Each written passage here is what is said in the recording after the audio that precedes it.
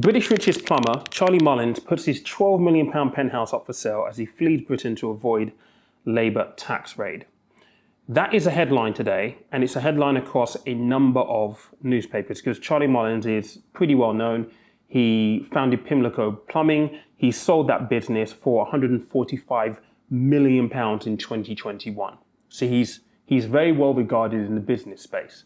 And we've been speaking a lot about the budget in October. We've been speaking about the fact that because winter fuel payments being the first thing that Labour have introduced, which is very controversial, and we talked yesterday about whether there'll be a U-turn or not. In fact, they're voting on this in the House of Lords this evening. We know that there are going to be some nasty changes down the road.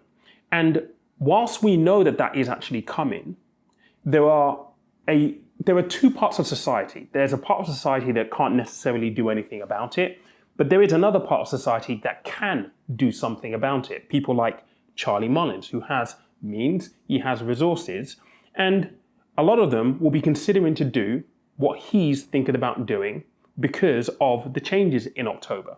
Now, as you know, we've spoken extensively about taxes and the need for a wealth tax on this channel. I believe that there should be one. And regardless of how this conversation goes, on whether you agree or whether you don't agree, and I know plenty of people don't agree, and it's a double-edged sword because I can see the merits and I can see the point of view from people who have worked extremely hard, built businesses, taken risk, and they've now got this money.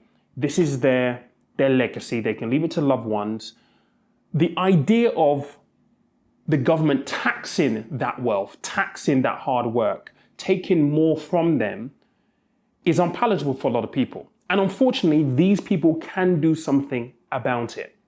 Now, in this article, the journalist spoke to Charlie Mullins, and this is a quote from what he said. The businessman said he is concerned that the new Chancellor, Rachel Reeves, will increase death taxes and is instead ploughing his money into property in Spain and Dubai. So for him, inheritance tax is the big issue, which if you have 145 million quid, remember, inheritance tax right now is 40%. Now, only a small proportion of the population currently pay inheritance tax. But when you've got his level of wealth, of course, you do not want to leave it to your children paying 40%, let alone the rumored 54.4% that it is rumored to go up to in October. And we'll find out whether that is the case or not, and what they're going to do around inheritance tax in regards to the thresholds. But when you have this level of wealth, it is going to be a concern. It just is. Now, interestingly, he mentioned Spain and Dubai. I've been in Dubai for the last month, and Dubai have a really easy way of attracting people like him. And I do think that this is worth a conversation because this is a challenge that the UK has.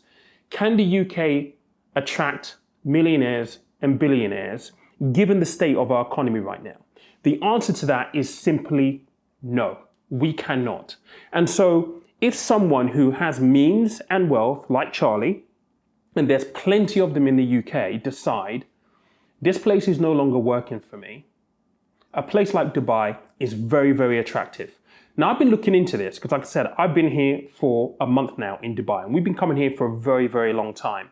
Let me just read you some stats coming out of Dubai right now in terms of the number of millionaires they are hoping to attract in 2024 alone. The nation's zero rate of income tax, along with luxury lifestyle and golden visa program, is set to attract 6,700 new millionaires this year alone in 2024. Dubai is a country where people misconstrue. They think it's an Islamic country that isn't catering to other cultures, and that isn't further from the truth. What they've built here is absolutely phenomenal. I mean, not just alone the fact that there's zero income tax, the way they've set things up here, they're forward thinking. And I just want to give you a glimpse into how easy it is for someone like Charlie Mullins to get a visa in Dubai.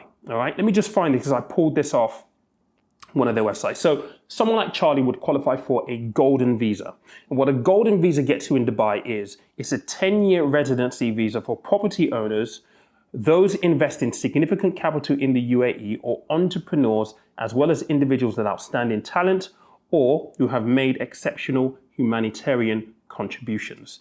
Now, this is the eligibility criteria for an investor, which you could put Charlie into, by the way. So the first one is he has to be an owner of one or more real estate properties worth no less than 2 million dirhams. Now, when you think about 2 million dirhams in pounds, that's around about 500,000 pounds. There are investment opportunities. And again, what they're building at here is absolutely mad. There are opportunities to make a lot of money here, particularly if you have capital. Another criteria here is an investor in the UAE accredited fund with a minimum deposit of 2 million dirhams. So again, £500,000. Founder of a company in the UAE with a capital of no less than 2 million dirhams, 500,000 pounds. Partner in an existing or new company with a share value of no less than 2 million dirhams. It is extremely, extremely easy for someone like him to come to the UAE, to set up in Dubai, pay zero personal tax, and actually enjoy a better lifestyle. And that is just the truth. Even for someone like myself, I can set up a business here. It would cost me £3,500 to set up a business here in Dubai, and I will get a residency visa. Albeit for 2 years, it renews after 2 years. But I could come here, set up a business, go about my business, and enjoy a better lifestyle. And so when you start looking at the numbers, and the numbers are interesting, I'm just going to throw this graph up here. So top 10 countries with millionaires coming into the country in 2024. Top of the list is the UAE. Second is the USA. You've got Singapore in third. Now, when you also look at the top outflow, so people who are losing millionaires, China's actually above the UK at the moment, but in second, you've got the UK, and that's about 9,800 millionaires projected in 2024. And so this is a real conversation that we need to have as a nation. There is this sentiment that they won't do it. And don't get me wrong, this is a choice. This is 100% a choice that they make.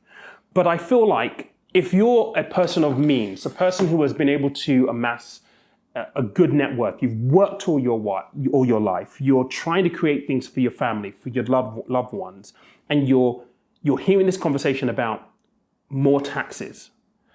I think on one hand, most people are happy to pay more taxes if things get better, if they feel like they're getting value for money. It just feels like in the UK at the moment, it doesn't feel as though things are getting better for the justification of these new taxes to be made, if that makes sense. And I think for some people, they've seen it be so bad for so long that this idea of paying more tax is kind of the final nail in the coffin. And up they go to a place like Dubai where they make it so easy for you to move, and it's a better lifestyle, it's better weather, and they're so accommodating. It's a really, really difficult one to try and come to terms with because, like I said, I am an advocate for wealth tax. I think that there needs to be a wealth tax, particularly when you're trying to throw up this debate around whether you tax the wealthy or you take winter fuel payments from a pensioner who might need it, and it's only £300 as a one-off payment. But because it's going to cost the government 3 billion quid, we're sacrificing the pensioners who have worked all their lives but don't have the means and the resources of these millionaires and billionaires. It's a really, really difficult circle to square. And I scratch my head. I really, really do, because I don't know the answer to any of this stuff. I don't know that the government has the appetite to do it. I think it's evident they don't have the appetite to introduce a wealth tax. And so what then happens is you go after the middle class, working class people, because those are the easiest people to tax because they can't move. They can't go anywhere. They're beholden to the tax regimes and finances to be able to do anything about it. And it's a really, really, really sad, actually. I was going to say poor. It's really sad because our country is poor.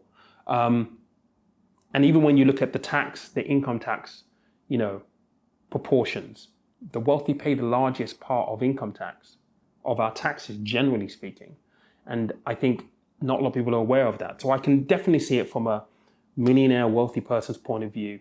move into a place like Dubai and just going after maybe more of a balance of a lifestyle.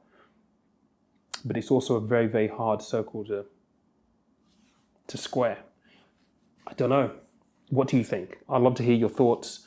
Today I'm reading articles saying that they have no choice but to take away winter fuel payments. We have no choice. I mean, how did we get to this stage? I don't get it. How did we get here? The seventh largest economy in the world, and we have to take winter fuel payments from our pensioners for a one-off payment of £300 because we are so in the black. Or is it in the red? I don't know the expression. Anyway, let me know what you think. Thanks for watching.